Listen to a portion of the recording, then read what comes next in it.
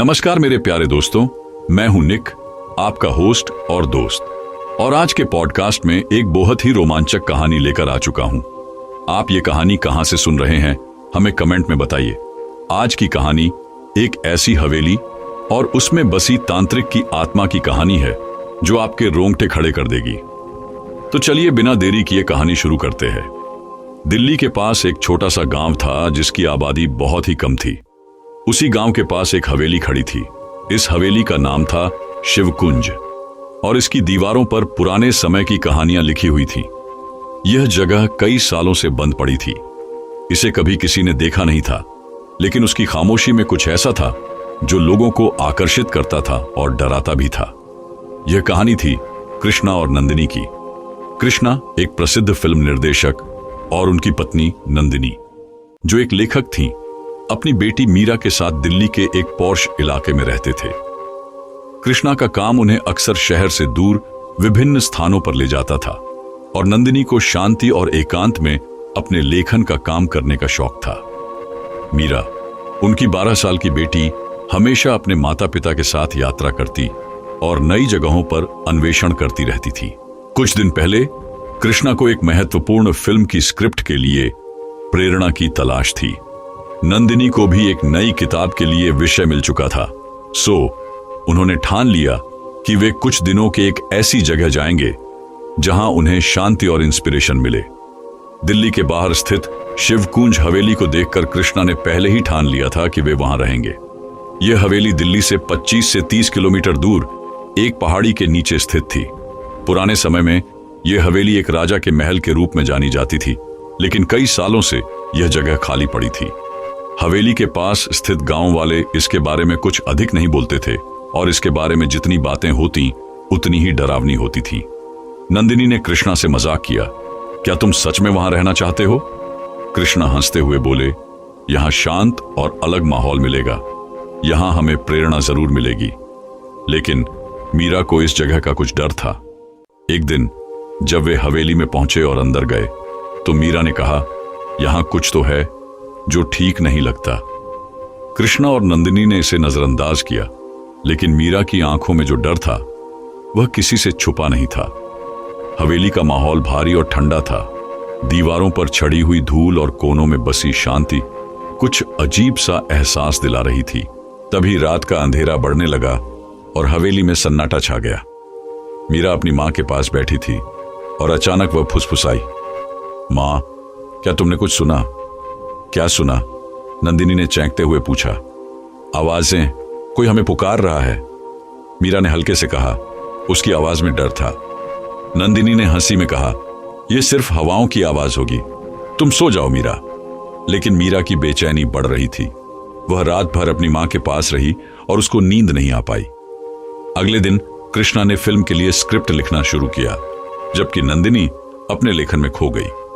मीरा को हर जगह एक अजीब सी घबराहट महसूस हो रही थी। कभी उसे पुराने दस्तावेजों की आवाजें आती तो कभी कटा फटा दृश्य सामने आता। एक दिन जब वह हवेली के एक पुराने कमरे में खेल रही थी, उसने दीवार पर उकेरे हुए विचित्र प्रतीकों को देखा। इन प्रतीकों में कुछ तो पारंपरिक भारतीय तंत्र मंत्र के संकेत लग रहे थे। मीरा को यह बहुत डरावना लगा और उसने इसे अपनी मां को बताया। नंदिनी ने इसे कुछ खास नहीं माना, लेकिन मीरा की बेचैनी बढ़ती जा रही थी। रात होते ही हवेली में एक अजीब सी हलचल शुरू हो गई। फर्श पर कांपते हुए कदमों की आवाजें, दीवारों से आती हुई खुसफुसाहट और बत्तियां जो अपने आप बुझ जाती थीं। एक रात मीरा को अचानक लगा जैसे कमरे में कोई और है। उसने अपनी मां को आवाज दी, लेकिन नंदिनी सो रही थी।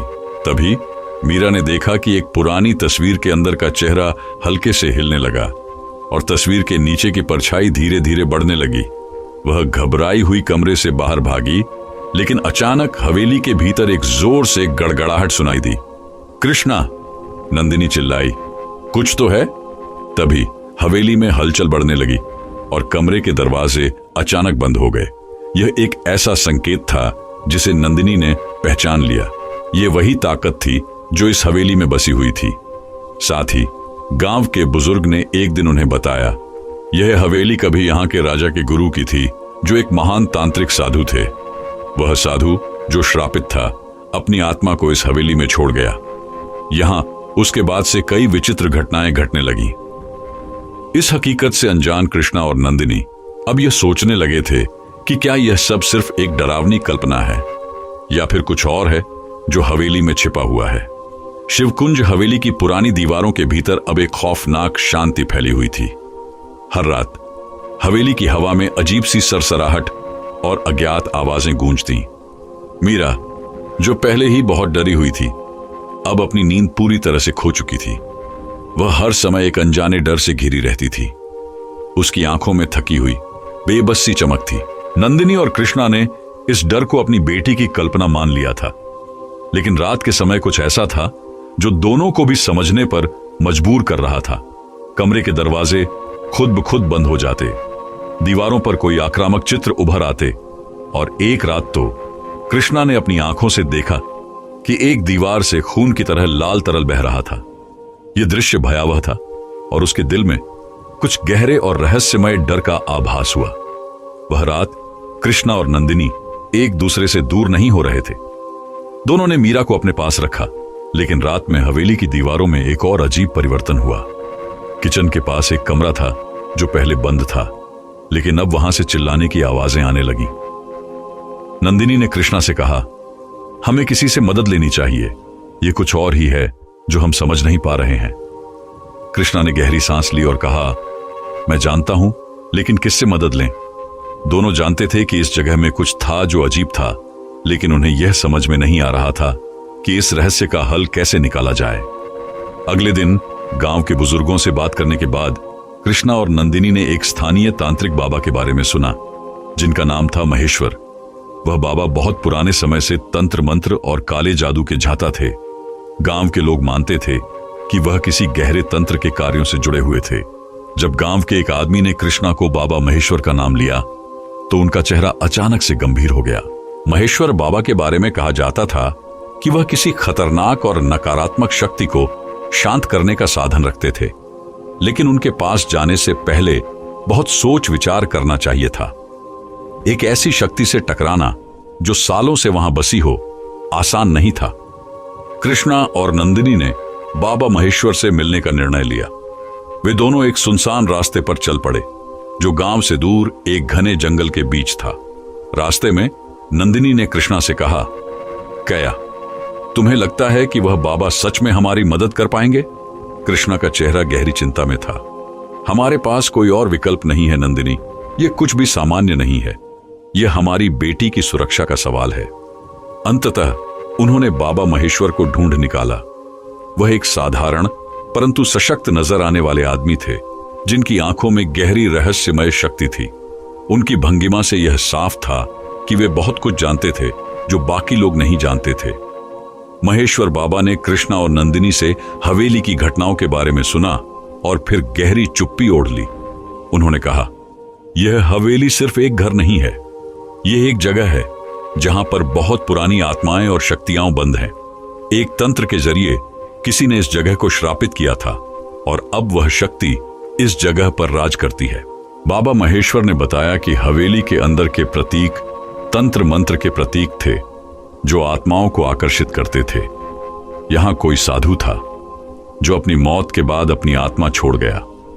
उसकी शक्ति अब इस जगह पर है और वह इस हवेली की प्रत्येक दीवार में बसी हुई है। वह शक्ति किसी भी आत्मा को अपने नियंत्रण में कर सकती है। कृष्णा और नंदिनी को अब डर और चिंता का सामना करना पड़ा। बाबा महेश्वर ने उन्हें चेतावनी दी, यह स्थान तुम्हारी बेटी के लिए खतरनाक है। तुम्हारी बेटी मीरा, जो पहले ही उस शक्ति से जुड़ी है, अब इस ताकत का शिकार हो सकती है। उसे बचाने के लिए एक कठिन तंत्र करना होगा। महेश्वर बाबा ने एक तंत्र शुरू करने के लिए शाम का समय तय किया और कृष्णा और नंदिनी को हवेली में वापस जाने की सलाह दी। वे यह जानते थे कि यह उनका आखिरी प्रयास हो सकता है। सूरज ढलते ही हवेली में अजीब सी आवाजें फिर से गूंजने लगीं। मीरा अचानक चिल्लाई, वो सामने खड़ा है। कृष्णा और नंदिनी ने देखा, लेकिन कुछ नहीं था। मीरा का डर अब और बढ़ चुका था। वह खड़ी होकर कमरे में इधर उधर दौड़ रही थी, जैसे उसे कुछ खींच कर ले जा रहा हो। तभी जैसे ही रात का अंधेरा और भी गहरा हुआ, हवेली में एक घनी ठंडक छा गई। दीवारों से अजीब आवाजें आ रही थीं और फर्श पर अचानक एक खून से सना हुआ निशान उभर आया। ये प्रतीक था, वही तंत्र का प्रतीक। अब हवेली में कुछ और हो रहा था। मीरा की आंखें पूरी तरह से बदल चुकी थीं और उसकी आवाज में एक रहस्यमय और गहरी गूंज आ रही थी। नंदिनी ने कृष्णा से कहा, यह अब कुछ और है कृष्णा, हमारी बेटी अब उसमें पूरी तरह से खो चुकी है। शिवकुंज हवेली की दीवारें अब किसी रहस्यमयी खामोशी में समाहित हो गई थीं। हर कोने में एक सर्द हवा का झोंका था और आसपास की अंधेरे में गहरी गूंज सुनाई दे रही थी। मीरा की आंखों में अब कुछ और था, कुछ ऐसा जो कभी उसके अंदर नहीं था। उसकी आंखों में डर की जगह एक अजीब सी बेवफाई और ठंडक समाई हुई थी, मानो वह किसी और ही दुनिया से आई हो। उसकी आवाज में अब एक रहस्यमय गूंज थी जो किसी मानव आवाज से मेल नहीं खाती थी। मम्मी पापा, आप दोनों नहीं जानते, वह जो यहां है वह बहुत शक्तिशाली है।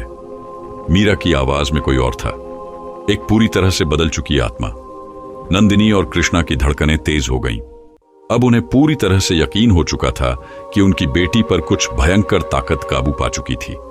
इस सब के बीच बाबा महेश्वर का तंत्र शुरू करने का समय आ चुका था।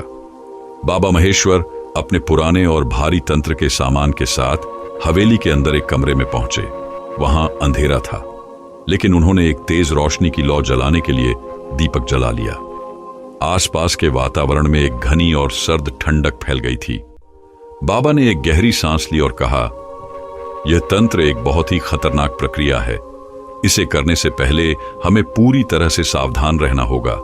अगर कुछ गलत हुआ तो हम अपनी जान भी जोखिम में डाल सकते हैं। उन्होंने अपने हाथ में तंत्र मंत्र के कुछ पुराने मंत्रों का पाठ करना शुरू किया।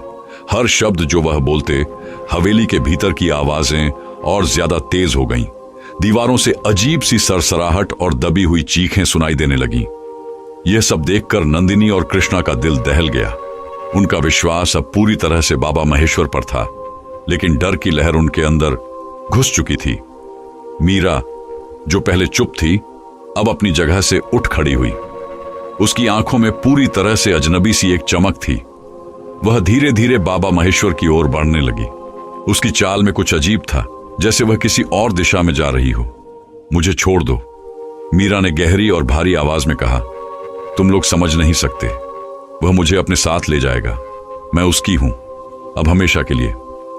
बाबा महेश्वर ने गहरी आवाज में कहा, तू शांति से बैठ बेटी, तेरा कदमों पर काबू है, लेकिन वह जो तुझ में समाया है वह तुझसे बाहर निकलेगा। उसने फिर से मंत्रों का उच्चारण शुरू किया और इस बार उसकी आवाज इतनी तेज हो गई कि हवेली की दीवारें जैसे कांप उठीं। अचानक एक तेज आवाज के साथ दीवारों से खून की तरह एक काला धुआं निकलने लगा। कमरे की हवा और भी घनी हो गई और एक गहरी आंधी जैसे वातावरण में बदल गया। नहीं, मीरा ने एक जोरदार चीख मारी और अपने हाथों से अपने चेहरे को ढक लिया।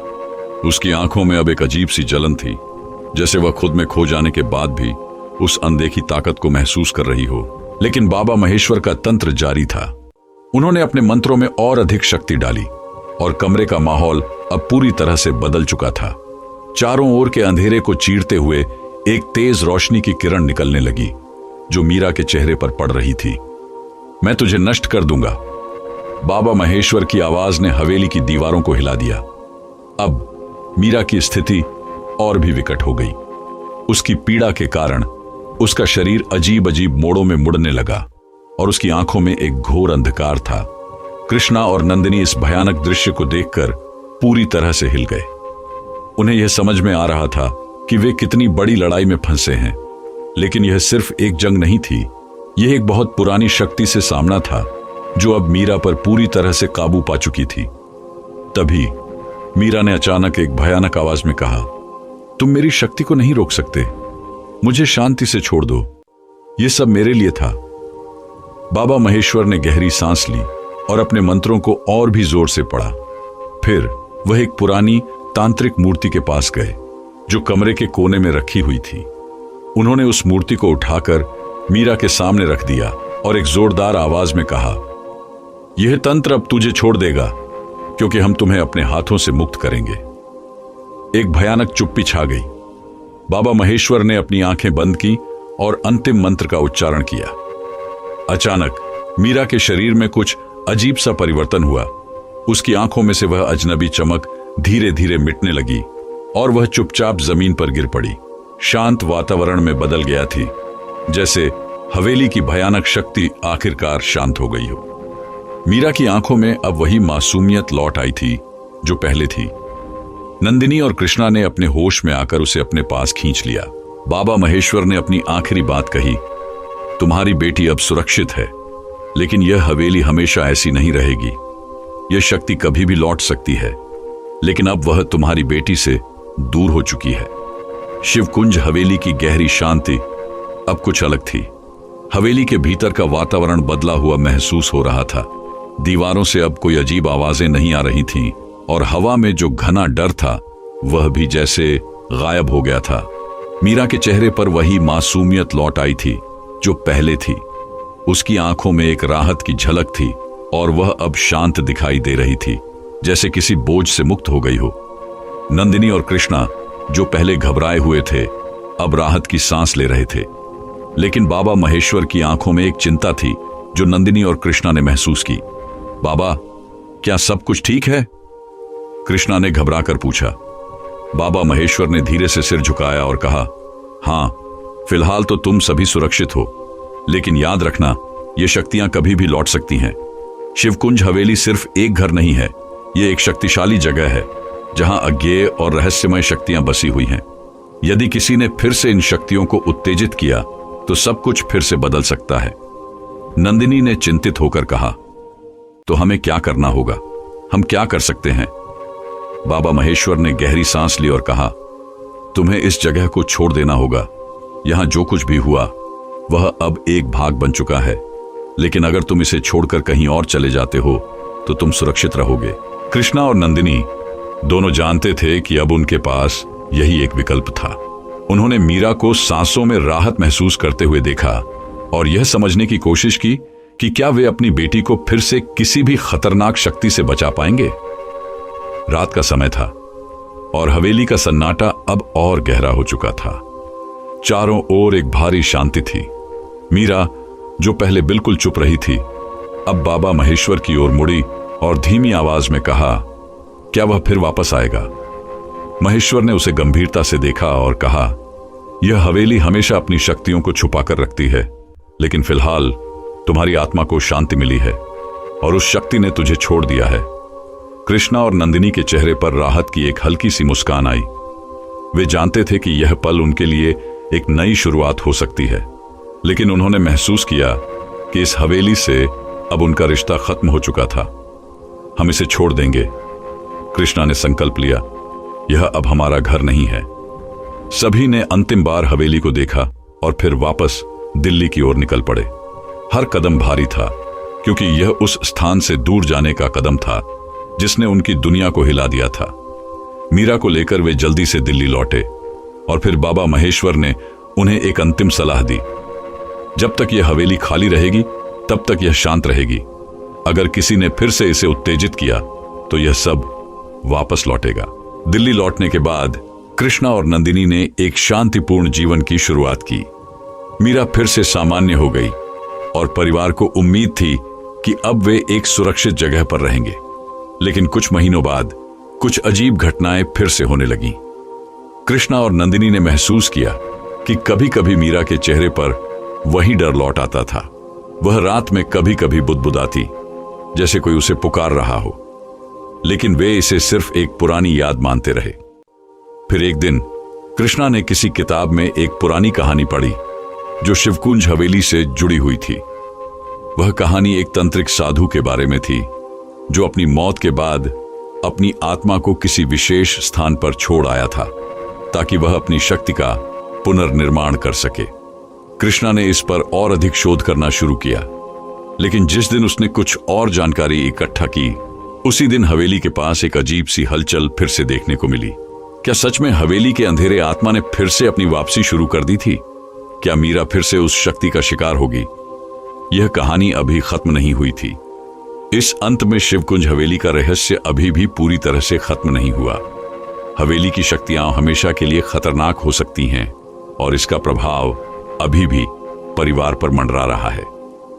तंत्र मंत्र की प्रक्रिया भले ही सफल रही हो, लेकिन जैसा कि भारतीय लोक कथाओं में अक्सर देखा जाता है, अज्ञेय शक्तियां और तंत्र मंत्र का प्रभाव कभी कभी केवल एक अध्याय की तरह होता है। क्या वे फिर से उस भय का सामना करेंगे? क्या मीरा कभी पूरी तरह से सुरक्षित हो पाएगी? समय और आकाश के नीचे यह प्रश्न अनुत्तरित रहेंगे, क्योंकि शिवकुंज हवेली अब भी खड़ी है, अपने पुराने रहस्यों और खतरों के साथ। दोस्तों, कैसी लगी आपको ये कहानी? अपने अनुभव हमें कमेंट में बताइए, और ऐसी ही रहस्यमयी रोमांचक कहानी लगातार सुनने के लिए कहानी जंक्शन को सब्सक्राइब करना ना भूलें। मिलते हैं कल रात 8 बजे एक नई रोमांचक कहानी के साथ। तब तक के लिए अलविदा दोस्तों।